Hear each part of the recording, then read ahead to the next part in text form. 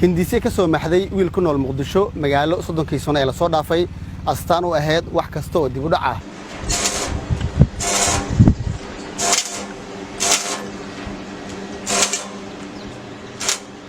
gaarigan dusha ka furan waxa uu eegyahay gaadiidka tartamada caalamka ama kuwa raaxada waxa hal abuuray Cabdullaahi Cismaan Daahiye arday culumta injineeriyada ka baxay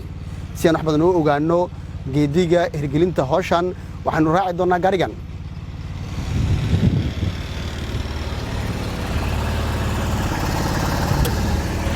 السلام عليكم عبد الله ساتك ايوه ما شاء الله امبلي وقولن كوري جينا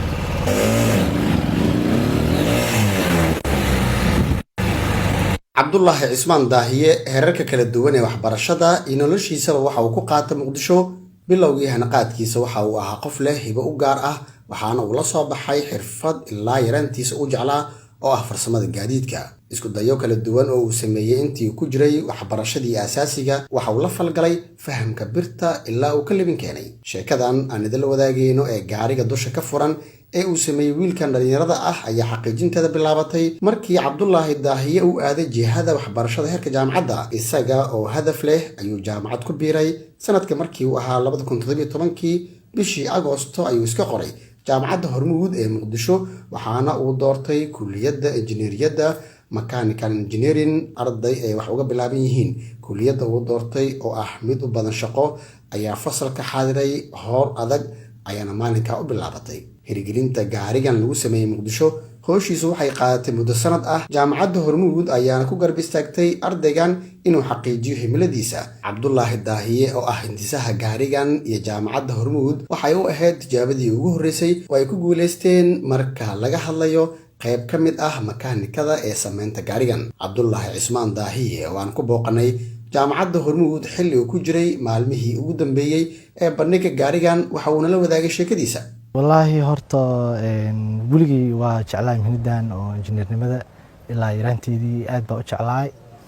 haddana heerka inuu gaariga soo gaarasaan wax nagu dhiirigeli waa jacadanada oo meel walba naga caawiday oo maanta heerka inaan soo gaarno wax sameeyno waxaan quruxda badan u jeedaan meesha ka soo bilowdeen waxa waa dadka qaar markay arkaan iyo markay arki jireen waxa waa ila yaabayeen qaarkood xataa ay kugu forjeynayeen laakiin alxamdulillah waa maanta in waxaan shay qurux badan dadkii horna la joogay maalintan jaacad ku bilaaweynay isla hulkaas jaacad ah marka ku bilaaweynay asaasinay waana project anaga gacanteena ku sameynay yani ma ahan wax oo meel aan ka soo qaadnay ama meel ka soo guurinay waa design-ka ujeedadna waa dareemi kartaa يعني هذا قفك مركي mechanical engineering لا دهانا waxa ugu horeeyo oo ishiis soo qabanayso yani wax ku soo dhacayo waa geerish iyo baabuur yani wax kale yani sababtoo dadka information badan ama overviews u badan kama haystaan maadada mechanical engineering waana cilmi weyn oo maanta markii mechanical engineering la dhawo cilmi baaxad leh laakiin barnaamijkan gaari shaqeynayo inaan sameeyno aan soo saarno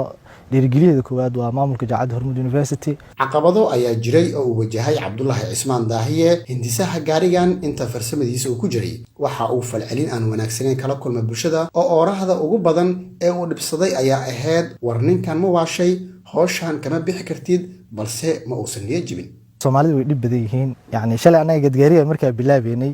su'aashaada dib ugu raac maadaama su'aashaas ay laakiin ku keenaan rabaa dada waxna lahaayeen iyo waad dheelaysaan waad kaftamaysaan yani meeshan shaqo la'aan ay heedin waad daasheen isoo dheelay yani arayo badan isticmaali jireen laakiin ilaahay mahadiis waxa ay had gaarigan markii aan dhameystirnay oo alxankii wixii dhan ka baxnay oo buufinay dadka qaar markay arkeen inay aamin waayeen in dalka lagu sameeyay ee dhahan qaarkood gaariga soo jarteen dibida laga keenay waa safar sameeyeen oo kaliya inay dhahaan inta badan waxay u badan yihiin inay dhahaan ii sheegto ninkan ma waashay waa waaliyahay waa iska dheelaa wax qabta ma lahan marka anaga marka taas aan nooga dirigelisay falcelinta bulshada hadda uu kala kulmayo Cabdullaahi Daahiye isaga iyo gaarigiisaba waxay noqotay la yaab arin suuragal aan loo arkin marka uu wadooyinka ku kaxeenaya gaariganna dadku way ku soo xumaan haddaba Cabdullaahi Cismaan Daahiye muxuu ku doortay naqshadan gaariga dusha ka furan waxa ogeeyay nagu jirtay biri marka soo saarnay in la aaminaynin because dadkaas isku dhaay soo marka waxa ku fikirnay gaari design-kiisa dalkan oo soo oolin sababta anaga Soomaali ahaan gaari dalkeena aan oolin ana isticmaalin materialkiisa la isticmaalin inaan soo hindisno يعني wadatashi kadib iyo dadaal far badan kana ku dhiiranay inaan soo saarno ujeeda gaariga quruxda badan wax walba gaari leeyahayna uu leeyahay wax kama markii laga reebo coolant system badan oo gaariga ku shaqeeya cooling system يعني وصوماليان هذا بدنا لقدين أنا أربحين برت حق ملهين لكن حق إيش يكتول تلياني استعمال أريد تلياني وحلقودها رايتورة قابته بيها رايتورة ملهن مرك أنت كلا لكن سيستم كينا وليه هاي وح سيستم هذا كلا وباورت ليه وليه وكل شيء وأنا جاري وحاوي وجير أوتوماتيك معهن وجارير وجيره يعني marka sus ugu dhiireen marka qofkii hadhow dhahaan aysan dadkii isu aamin waayaan that's why waxa u dooran marka naqshad cusub su'aasha ay weydiisay waa meesha ugu goleeyahay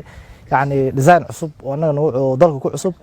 يعني hadda sidii loo fiiriyo yani dadka gaarigan gaari hadii gaari akil lahaa lama yaab laakiin hadda way laamigaas markii loo bixi dadku ula yaabayaan u yaabeen wax kale ma ahan yani gaarigii naqshadiisa ku cusub iyo meesha laga keenay wixii way fahmi laayihiin marka qaarkood ma aaminayaan dalka lagu sameeyay laakiin waxa xaqiiqo ah waddankan in injineero joogaan kaliya u baahan yihiin warshado waxaana ilaahay mahadiisay in oo jaaniskaas dadka ragga helay aan kamid ahay alxamdulillah jaamacadda Hormuud oo ka baxay ardaygan ayaa door weyn ku leh halka maanta uu soo gaaray ardaygan hibada leh Cabdi Mahad Abshir Caraale gudoomiye ku-xigeenka waxbarashada jaamacadda Hormuud ayaa guul weyn u arka farsamadan ay hore u dhaqaajiyeen gaarigan sida aragteen ama aad maaragtay gobjoogba ka aheedeen waxaa sameeyay jaamacadda ardadeeda gaar ahaan waxaa sameeyay qaybta mechanical engineering ardaygii hadaayo gaariga waday oo tijaabinayay ayaa sameeyay bil awla dhamaad waana sanadka hadda la soo dhaafay uu ka qalin jabiyay jaamacadda qaybta mechanical engineering oo ah runtii asaga naftirkiisa taqasus Soomaaliya ku cusub oo jaamacaddu ay bixiso kaligeed hadda Soomaaliya marka la fiiriyo mechanical engineering taqasuskaas runtii waxay cadeyn u tahay ama marqaati u tahay in maaragtay ardayda Soomaaliyeed ama institutionada waxbarashada jaamacadda Hormuud qaybta ay bixiso engineering kan inuu ama waxbarashada ay bixiso inay tahay waxbarasho tayo leh cadeynteedina ay tahay marqaati muuqda oo productigaas loo jeedo ee ardaydu maanta soo bandhigeen ardayda qaybaha engineering oo dhan waxay soo bandhigaan maxaan ku raadaa real life projects marka laga hadlayo tacliinta sare faca jaamacadaha ka soo baxa waxa lagu dhaliilaa in ay doortaan kuliyado aan wax badan ku soo kordhineen wax soo saarka iyo shaqo abuurista laakiin haddii la dhiirigeliyo hibada Cabdullaahi waxa ay soo saaraysaa tobaneeyo boqolaal ama xitaa ka sii badan taasina waxay faa'iido u yeelanaysaa kaabayaasha